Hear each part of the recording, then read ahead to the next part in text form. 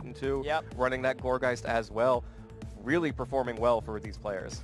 So, really excited to see what Pokemon they bring out, but Gothitelle, one of my favorite Pokemon of all time, being able to use that Shadow Tag to trap Pokemon in, gives you a lot of utility. And for me, the question I always have to ask is, when do you bring it? Because the thing about Gothitelle is it does fall pretty easily to a lot of these super powerful attacks, especially like Max Darkness from Tyranitar, Max Phantasm from Dragapult, and it's one of those Pokemon where you know, of course you get the trap in, but are you able to get it in for more than a turn? And then the other question is, are you using it to set up Trick Room? If so, what Pokemon are really going to take advantage of it? So we're going to go into team preview, and I love seeing the Gourgeist and the Gothitelle here.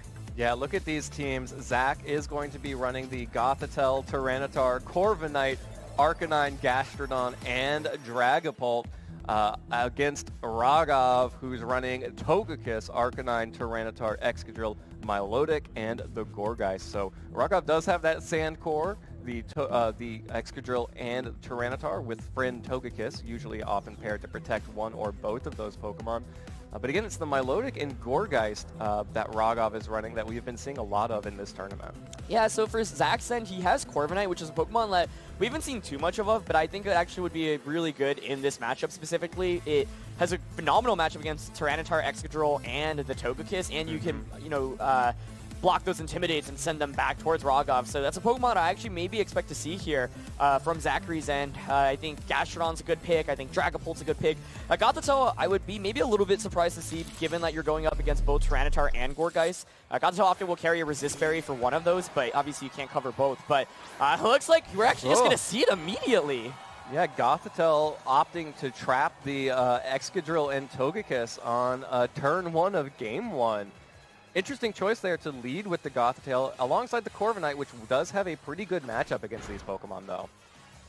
Oh, that makes it a little bit more complicated. Swords Dance boosting the attack of Excadrill, but Corviknight's just going to bulk up in the face of both of those Pokemon. Gothitelle, of course, making sure that Togekiss can't do anything because of the fake out there. So both players opting to boost. Raghav getting the more aggressive boost off there. Yeah, the +2, and you know, no Dynamax from either ends, but that makes sense. And if you get a free Swords Dance off with the Excadrill, now you can Dynamax and start going for something like Max Steel Spike, which will do so much damage. Maybe even knock out Gothitelle if it's specially invested.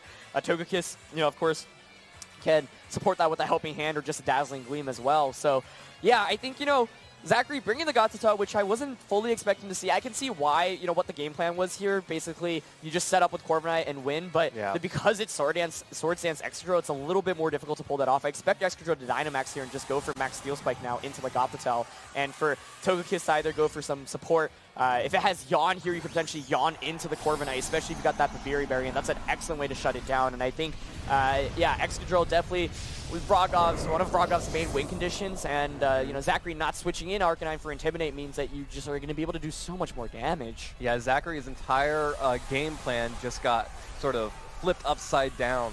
Instead of Zachary getting the big boost, it's Raghav who gets the big boost with the Swords Dance, and now Dynamaxed Excadrill. Zachary also going to Dynamax Corviknight, so both of these players have gotten their one boost off. Zachary with an attack boost and a defense boost. Raghav with 2 stages of attack boost, but Zachary also has the Helping Hand to boost the damage from Corviknight even further. That big Steel Spike is easily enough to pick up the KO there, but at least Gothitelle got the Helping Hand off. Yeah, but the thing here is now with the defense boost on Togekiss, if it does have like a Babiri Berry, it will, I would assume, survive a Max Steel Spike. It's actually a Max Airstream coming out. Let's see if this is enough to get the knock. I don't think so. Yeah, not with the defense boost then. If Togekiss has something like a Yawn here, this would be absolutely a huge play for Raghav, and there's the Yawn. Wow. Big plays coming out from Raghav here in game 1. That Yawn means that Corviknight, unless it switches out, sacrifices its 3 buffs and Dynamax, is going to be falling asleep at the end of next turn, which basically means that all of that Dynamax is going to be for naught. Yeah, perfectly played by Raghav in the first 2 turns, and Gastrodon coming in here makes me wonder if Arcanine's even in the back on Zachary's end. You know, one of the reasons why Milotic is such a smart pick on Raghav's team is specifically to deter away those Intimidates, and we saw in the last matchup how good Intimidate can be against Tyranitar and Excadrill, and yeah, I mean, this Excadrill can just do so much damage, and more importantly, give itself boost through Max Quake as well. Protect comes out from both Togekiss and Gastrodon to limit the amount of damage that can come out. Corviknight just trying to get some Steel Spikes through the Protect and the Babiri Berry and the defense boost means that this Togekiss is going to take no damage at all from that Steel Spike. Yeah, despite being a boosted Corviknight, just literally like Doesn't 10 look damage. so boosted to me. No, not at all. And I mean, that's one of the downsides of Corviknight as a Pokemon, right? It typically doesn't do as much damage. And Gastrodon, the upside is it does have a defense boost, but Max Quick will still do a fair amount. And I think another one now should just pick up the knockout. Yeah. Even if not, you're using relatively passive Pokemon in Gastrodon and Corviknight, which don't do very much damage. So I think Raghav came up with a really great lead, and the lack of Intimidate plus Gothitelle coming out, as we saw, was relatively passive. And okay. That makes this matchup a little bit more interesting. All right, so not afraid of the yawn at all. Tech to make sure that Zachary is going to be able to get the full Dynamax. So one more turn of, probably an Steel Spike boost defense for the Gastrodon. May be able to survive that Excadrill now. Corviknight theoretically could like 1v4 against Raghav's entire team. Doesn't get it. Doesn't get the double Protect there. And yeah, it could theoretically, depending on what was brought in the back here. That's a huge Lumberry. Yeah. And like now because of the earlier speed boost as well, you get that defense boost on Gastrodon now before Excadrill moves, meaning you might be able to survive. So I think that Lumberry changes everything about this matchup. Max Quick on the slog. 1 hit point! Are you kidding me? What a huge survival. Wow. So let's see, it's going to go for a recovery. Wow, heals back all that damage, and now, Excadrill is no longer Dynamax, and you've got the defense boost on both of these Pokemon. So, I mean, Corviknight has gotten so many boosts now. It's at +1 speed. +1 speed, +1 attack. And +3 defense. +3 defense. And Arcanine comes out. I mean, the question now is, how does Raghav really deal with the Corviknight? This is why I was talking about going into this game, why I thought Corviknight would be really good, and I thought that Yawn was going to change everything, but the Lumberry just throws everything back into a twist. And Corviknight typically running these boosting attacks will have something like Body Press. And so then the question I have is, maybe a Will-O-Wisp here from Arcanine can at least mitigate the Corviknight a little bit. But if this is like a Roost bulk upset with Body Press, you're gonna be able to do so much damage. So I think if Arcanine does not have Will-O-Wisp right now, this Corviknight can really just do so much damage across the board. So, the two questions I have here are, do you have the Will-O-Wisp on Arcanine? Does it connect? And then does the Corviknight have Body Press, or does it have maybe a more standard? I mean, we've seen Flying and Steel as well. Yeah. So the question is, do you have Roost or Body Press as that last attack, basically? Yeah. Corviknight shows the Brave Bird, which was that max Airstream, hits into the Protect, as Excadrill fires off an Earthquake here. No longer gets the overwhelming power of the Max Quake. And thanks to those boosts, Gastrodon continues to survive, but doesn't go for another recover, just tries to get damage onto the Arcanine. Zachary probably rightly afraid of that Arcanine because it can hit Corviknight for super effective damage, but not getting anything there because of a good Protect. Yeah, that's a really, really excellent Protect there. Arcanine, a Pokemon that often even doesn't care. Oh my goodness. So much damage from the Brave Bird there, but able to hang on. But yeah, Arcanine, a Pokemon that often doesn't carry Protect because it's more support-oriented. And Will-O-Wisp does connect. That's a huge, huge connection there. Will-O-Wisp now, we saw how much damage Corviknight was able to deal with that Brave Bird. Cut that in half now. Excadrill's Iron Head just picks up the KO barely on that little tiny Gastrodon. Had very little health left. Just wanted to make sure covered any switches. So now Corviknight's burned, but it is still boosted. Hard to deal damage to the Corviknight, but now harder for a Corviknight to deal damage back. Dragapult, though, has no problem dealing damage. Yeah, Dragapult, probably one of the Pokemon that's better to bring out here for Zachary because it does the most damage, and you have the speed advantage as well. So the big question I still have is, what is this Corviknight's last attack? If it's is it Roost or is it Body Press? If it's Roost, then it's going to be a lot more difficult to take care of it, but it means that at least it won't do very much damage against Excadrill. Now, if it's Body Press, it means you'll be doing more damage against Excadrill, but it means slowly away, you'll be able to whittle away at it. And the other question is also, what Fire-type attack does this Arcanine have? Some Arcanines typically or will run something like Flamethrower or Heat Wave instead of that Flare Blitz, and so I also have to ask that. And then finally, the question is, what kind of Dragapult set is this? Is it a special variant that we've seen throughout the course of this tournament? Now that Excadrill, has taken... okay, Arcanine switches out here, and Tyranitar comes in, which will give Excadrill a speed boost, which is smart, so allows it to move before the Dragapult now. Yeah, big sand stream here from Tyranitar. One of the early combos of Sword and Shield is switching into Tyranitar. Just because you can now get your Excadrill to outspeed in one-hit KO that Dragapult. Iron Head coming out onto Excadrill deals no damage now because of the burn and because of Excadrill's resistance there.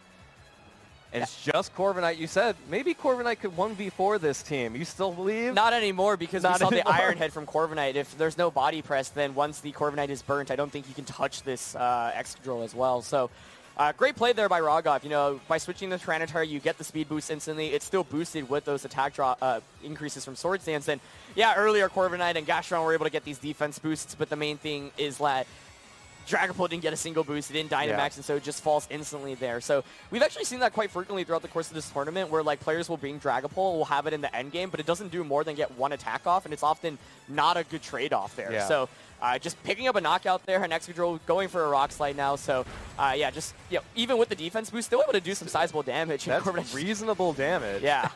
But you have to attack through flinches now, and of course Excadrill could also just go through multiple Sword Stances of its own, so we should see Raghav take this first game. All right, it may take a little bit, but that is likely where we're headed here. Crunches and Rock Slides most likely going to be what Raghav continues to use here, but Corviknight can continue to bulk up. It can potentially roost, most likely, if it did not show the body press, but that damage adds up pretty quick. Yeah, and Corviknight actually reveals the roost. I think in this position, Zachary, I don't know, it might have been better to just consider forfeiting here. Yeah. I guess theoretically, like right now, Corviknight could still pull it off, but you also have to play against timer, and I think like now Raghav has full knowledge of your moveset. You're burnt, so like Brave Bird and Iron Head don't do very much, so Excadrill could consider maybe going for like another 2 Swords Dances while Tyranitar continues crunching. Yeah, I mean, Corviknight, I guess, could play towards timer, but what is the timer out here? There are still 3 Pokemon left on Raghav's side. Yeah, like the thing is that you need to do enough damage, and so, timer is more of a win condition for Raghav than it is for Zachary, but the thing is Raghav doesn't even really need to play towards the timer because he has all the damage right now. So, yeah, I think in this case, it actually might have been worthwhile to forfeit just so you don't reveal that last attack on the Corviknight. And now, I mean, the other thing that's kind of interesting is, like, once Sand expires, like, Corviknight outspeeds the Excadrill because of that speed boost. So you can actually go for, like, an Earthquake if you're predicting a Roost. So I think, like, this is just going to be a long, drawn-out ending, but I don't see Raghav losing this game because he's got the Sword Stance on Excadrill. Without Sword Stance, I think things could play out differently. Yeah, without Swords Dance, potential for Zachary to get... There's also crits. Yeah. That's one approach. Thank you, critical hits. Yeah. I mean, I think in that position, it's fine to just go for damage. I mean, if you get a single flinch there with the Iron Head as well, then you can't Roost anymore. You can just Iron Head Flare Blitz, and even with those defense boosts, probably still pick up the knockout there. So that was a really exciting first game. I think a lot of big reveals there that now players have more information of. Zachary knows he cannot play as passive as he did in that last game, and that's why I was surprised to see Gothitelle come out in the first place, because Gothitelle is a Pokemon that likes to take advantage of Pokemon that are a little bit more passive, and I think that lead actually would have worked out really, really nicely if Excadrill doesn't have Sword Stance. It was anything but Sword Stance. Exactly. Excadrill, but because it is Sword Stance, you cannot just go with that anymore. You also know that there's the Yawn on Togekiss. You know there's Will-O-Wisp, so Corviknight's life is basically a little bit more difficult. So I think Zachary has to go back to the drawing board because Dragapult also just did absolutely nothing. Yeah. But also, on the other hand there, Raghav now knows that Corviknight is going to be that Lumberry variant. So we saw in that game that he was really relying on the Yawn to take out that Corviknight at first. And, when that failed, when the Lumberry cured the sleep, put him in kind of a tight spot there until he was able to get the Arcanine in and get the Will-O-Wisp off. Yeah, so I think the tough thing about this matchup for Zachary is the speed control is, I would say, a little bit better on Raghav's end, where you have the opportunity to just outspeed everything by bringing in Tyranitar next to Excadrill. So like the only way to really deny that is maybe setting up Trick Room, but that is kind of difficult to do. And I mean, maybe that's the approach Zachary goes for. The other thing, however, is that he doesn't have like redirection on this team. There's no Togekiss, there's no NDD or anything. So a little bit more difficult for Gothitelle to set up Trick Room because it's so easily, can be targeted. But yeah, the only fake out support is Gothitelle itself. Exactly. But you could theoretically go with the same lead again, and instead of clicking Fake Out this time on turn 1, just go for a Trick Room immediately, because if Excadrill chooses the Sword Stance, then at least Togekiss isn't knocking out the Gothitelle. But the thing about that is, even under Trick Room, like, you might be moving before this Excadrill, but with the lack of body press on the Corviknight, you're still not doing very much damage. And so Excadrill, once boosted, can really just sweep through the entire team. So Arcanine is a potential answer on Zachary's end. I think maybe Dynamaxing Gastrodon could be an approach as well. Dynamaxing Dragapult, maybe knocking out the Togekiss earlier could also work, but I think Raghav just setting up Sword Stance gives him such a big advantage. I think Zachary might have to be forced to bring the Arcanine solely for that Intimidate, despite Milotic. And I love the adjustment by Raghav here, maybe predicting the Arcanine. Yeah, Raghav has the Milotic and the Togekiss. Gets the call. Oh, what a nice adjustment by Raghav. Wow. Yeah, Raghav has the Milotic and Togekiss trapped with the Gothitelle, but there's the competitive. That's a good thing for the Milotic. The Milotic is happy, you know, they're not trapped in with the Gothitelle. The Gothitelle and Arcanine are trapped in there with it. Yeah, so, I mean, that's a huge adjustment, I think, by both players. And, man, these players are making a roost. I'm sure it's Gastrodon coming in here, and there it is, yeah. So, Zachary looks like he is actually going to go with that Trick Room route, which can definitely respect. Togekiss just going to follow me any damage away from the Milotic, which goes for the Coil. So, we have been seeing a little bit of this Coil Milotic throughout the course of the tournament, running Hypnosis and getting those that defense boost to make it a little bit bulkier. Knows that there's the threat of a Gastrodon switch in, so not going for any attacks, just going to go Coil up. Yeah, so I like the Gastrodon switch in there. I mean, Arcanine's doing nothing against both of these Pokemon. Gastrodon can potentially, you know, eat up a water type attack as well. So this is kind of interesting where it's like, do you Dynamax the Milotic? Because then Max Geyser, at least you can Muddy Water here if you have it. But I think Milotic might also be content just clicking Hypnosis or just Coil again to guarantee the 100% accurate Hypnosis. And you can spread double sleep now with Yawn and Hypnosis. I mean, I think if you're Raghav here, you're happy to just spread Milotic's Hypnosis or Togekiss's Yawn. There's not a lot of damage coming out from the Gothitelle and the Gastrodon, and you can just stall out these turns of Trick Room. Yeah, and the other awkward thing is, like, you could Dynamax Gastrodon, but then what are you using, right? Max Quake into Milotic? Well, Togekiss can just redirect that away with the Follow Me. You know there's the threat of double sleep, so it's like, do you even Dynamax anything right now? Because something will just be put to sleep, especially if Milotic is able to connect with that Hypnosis. So, despite this, you know, being kind of a passive lead with Togekiss and Milotic, that competitive boost plus the fact that there's not much damage coming out from Zachary right now puts Raghav in actually what I think is a really good position, even though Trick Room is up.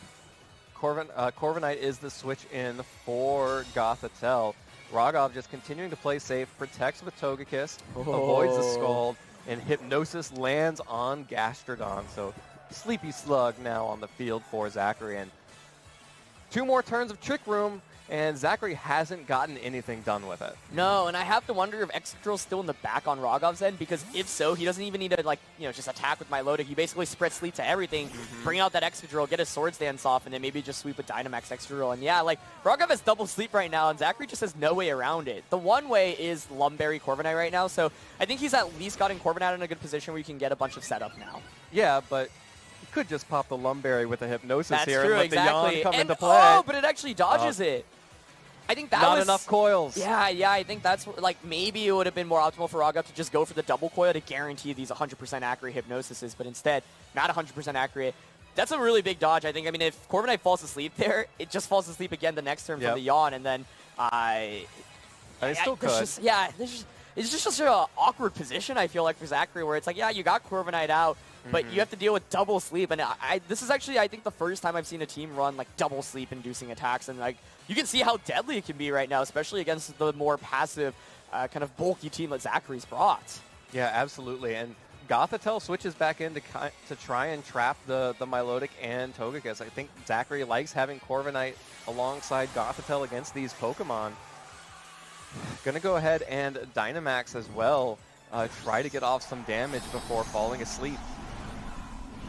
And I think if there's anything the last game showed us, it's like maybe your approach is to just keep boosting up with Corviknight.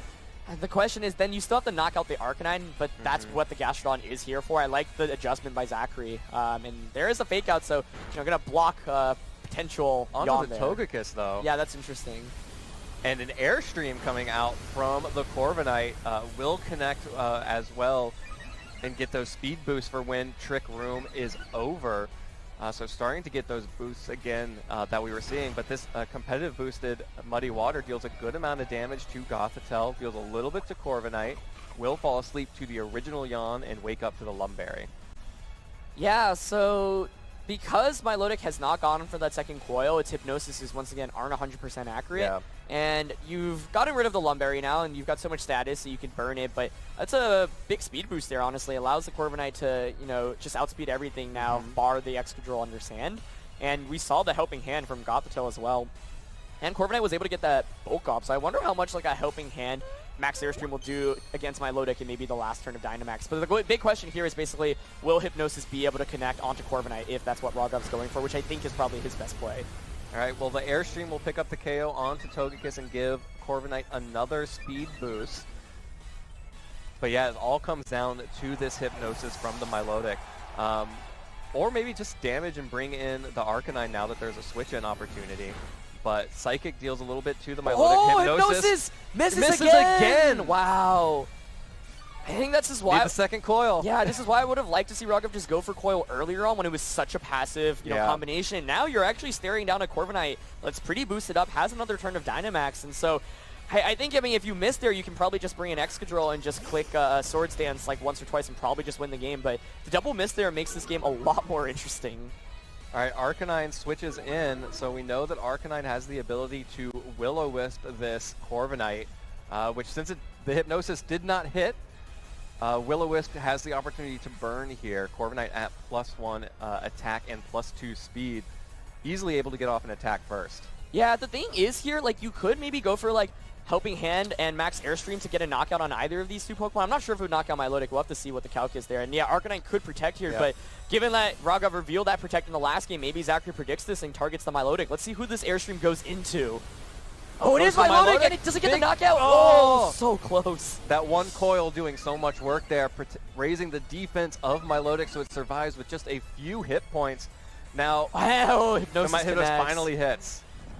Yeah, so Corviknight now has 3 speed. If there were a situation where, you know, I guess there's not. There's only 4 Pokemon allowed to be brought. So the speed doesn't really matter here, but the sleep definitely does. I think you can see the setup Raghav's going for. He hasn't Dynamax yet, and I'm confident that the last one is going to be Excadrill on his end. And so the goal is basically you get Excadrill in, you get a Swords Dance off, and then Dynamax and just one-hit KO everything, basically. So Corviknight is put to sleep now.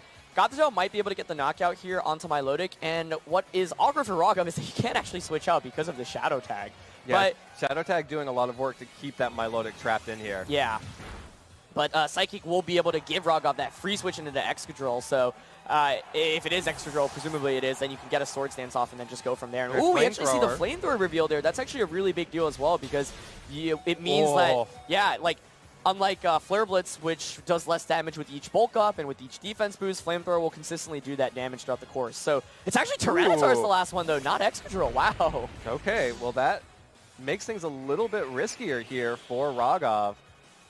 The Tyranitar not as much of an offensive threat as that Excadrill might have been. Yeah, although I think it's actually still a great pick here by Raghav. I actually really like the adjustments he brought. Like, I thought Excadrill made a lot of sense to be as his 4th Pokemon, but, you know, probably wanted to play around the Intimidate that would come out in the slower mode from Zachary's end. Now he can Dynamax with the Tyranitar and probably just Max Darkness to KO everything, because there isn't really any resists on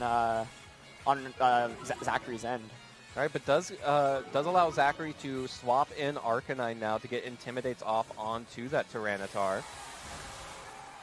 Much more valuable Intimidates onto that Tyranitar than onto the Excadrill, which could Swords Dance them away. Exactly. And the Dynamax coming out from Tyranitar means that Raghav is going to need to start picking up some KOs, because despite how passive Zachary has been, he has 2 KOs on the board, and all 4 of his Pokemon are still up and kicking.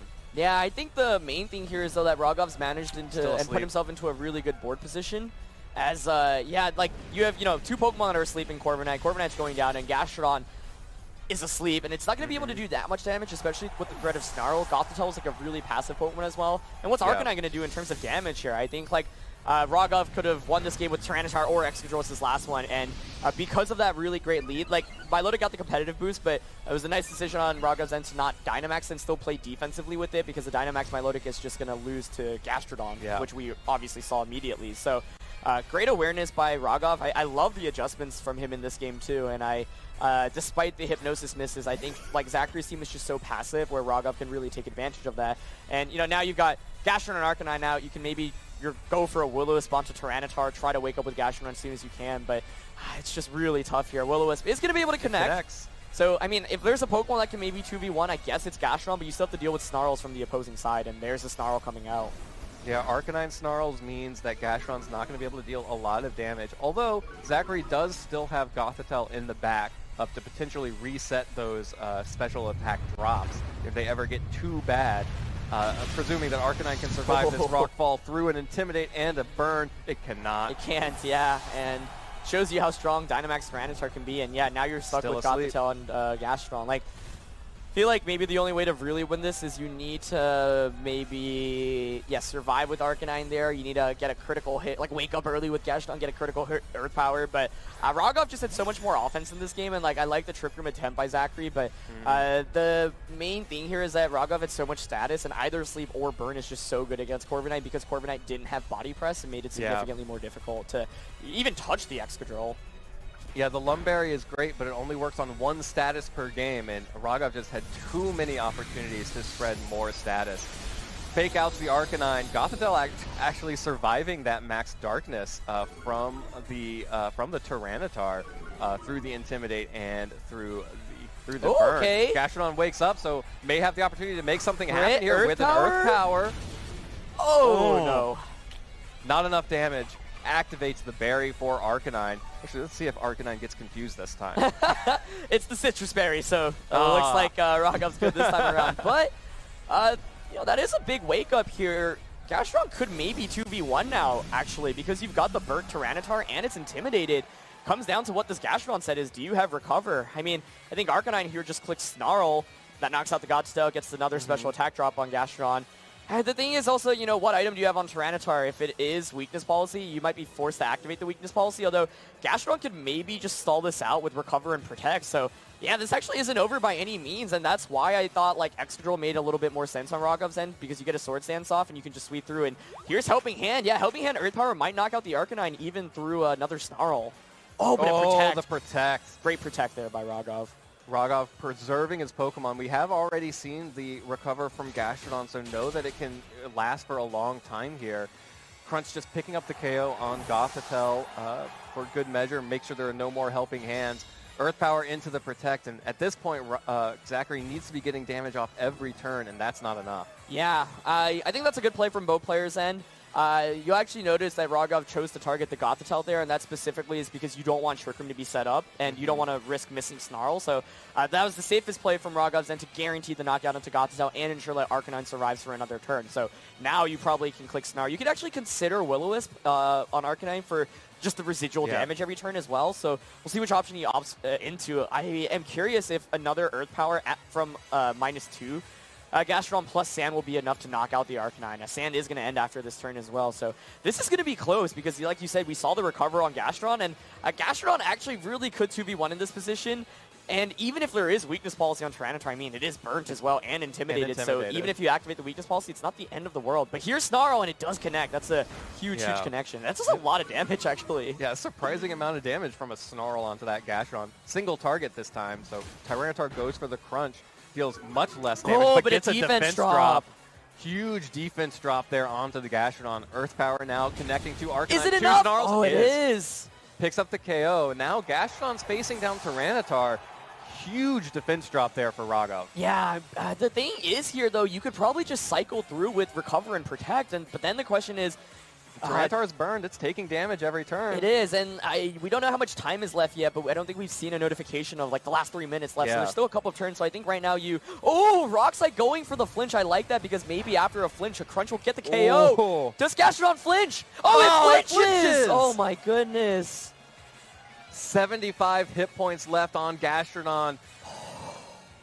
With the defense drop and the Crunch. Gonna Protect this time. Oh my goodness. I think I would have liked to see Protect last turn. Not that it really makes much of a difference just because it's the first opportunity you have to protect. Get an extra tick of burn. Exactly, yeah. So wow, I mean, a big question here is do you get the KO with Crunch? after that defense drop, once again, this is burnt Tyranitar that was intimidated as well. Yeah. It's going to be so close. I want to say it's going to survive, but let's see. Oh, the jaws Crunch come into down on Gastrodon. Gastrodon. Oh, it gets it. Oh, it's a critical critical hit. Oh, my goodness. Wow. Everything going right there at the end for Raghav to break through Gastrodon. Take that at a 2-0 set. That was so close. Oh, wow. I felt like that was in Zachary's hands. He actually stalled it out enough where, and because it wasn't that Swords Dance Extra in the back for Raghav, found that win condition. I think Zachary played it really well to see, okay, how do I win despite things being pretty passive? And it was like, okay, the way to win is stall out the Dynamax and Tyranitar. I get the burn off, get the Intimidate. And I think he did almost everything in his power basically in the end there because you can't really target down the Tyranitar in fear of a weakness policy. So smart to knock out the Arcanine and then just stall it out. And I mean, just really unfortunate for Zachary there. You saw the defense drop, the flinch, and the crit. I mean, I think with if you avoid any one of those, Gastrodon probably wins because it gets that recover off, then you protect, recover again. So, wow, everything going right for Raghav there. And I still really liked how both players played this match. I think Zachary went for the adjustment to try to shut down the Excadrill, and Raghav made the adjustment to counter the Arcanine adjustment, which by bringing in the Milotic and by bringing in the Tyranitar in the back. But yeah, I was so confident Excadrill would be in the back there because I was like, if he just has Excadrill, he probably just wins the game after a Swords Dance. But Zachary actually being able to bring it back, and he probably would have won this game honestly as well if those things don't happen. So well played by both players. I think Raghav recognizing what his win conditions were once it was that Tyranitar versus Gastrodon situation, and that was pretty crazy. Yeah, that's very true. The only out that he really had was going for that flinch on the recovery turn there. So every little bit added up. Noticing that the defense drop gave him an opportunity to get the KO with Crunch after a flinch before the recover. Really well played from Raghav there. But also just such an interesting playstyle we saw coming out from Zachary. In both games, it really seemed like he had set up, in the first game he tried to set up the Corviknight to sort of 1v4 that entire team. And in game 2, it was the Gastrodon who was going to have to be relied on to 1v4 the entire team. And he really put both of those pieces in a position to succeed in a way that is kind of weird to see, but kind of happens with these Gothitelle teams. Yeah, but you could also see the downsides of it, where it's like if multiple Pokemon are hitting you, in one turn, then the chances of flinches or crits or something are just exponentially higher, basically. And I mean, yeah, that Tyranitar was still doing so much damage, of course, because it was able to basically negate that Intimidate through Max Knuckle, and then once you get that defense drop, Crunch is actually doing a sizable amount. But I really think it looked really close. I want to say that it would have survived that Crunch without the without the critical hit. Yeah. So, oh my goodness, that was crazy. Props to Zachary though, because I thought this was nearly unwinnable for him, and he managed to actually put himself in a position where he very almost winnable. won. Yeah, and obviously he needed to wake up a little bit earlier there with Gastrodon, was able to pull it off, and then the thing was that Raghav just didn't really have much damage for that Gastrodon once the Excadrill isn't in the game, right? Milotic does absolutely nothing. Tyranitar doesn't do very much if it's burnt unless you can get those defense drops or flinches. Arcanine doesn't do any damage. He didn't bring, obviously, Gourgeist into that matchup. So it really